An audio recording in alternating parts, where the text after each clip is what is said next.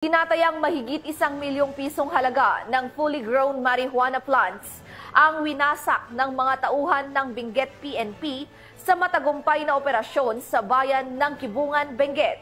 Narito ang report mula kay Patrolwoman Melba Langbis. Sa patuloy na malawakang kampanya kontra illegal na droga, tinatayang 1,136,000 pisong halaga ng fully grown marijuana plants ang nadiskubre ng mga operatiba sa Sitio Bakugan, Takadang, Kibungan, Benguet kamakailan lamang.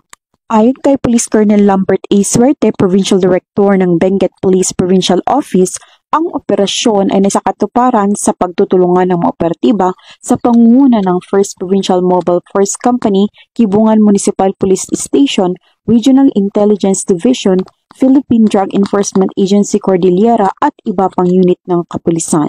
Bagamat walang nahuling cultivator, lahat ng nadiskubring marijuana ay naidokumento at sinunog sa mismong lugar habang ang sapat na sampol ay dinala upang isumite sa Regional Forensic Unit Cordillera para sa qualitative test. Ang pagpuksang ito ng kapulisan ay patuloy na pagsuporta sa kasalukuyang administrasyon na naglayong maging illegal drug-free ang ating bansa tungo sa mas progresibong bagong Pilipinas.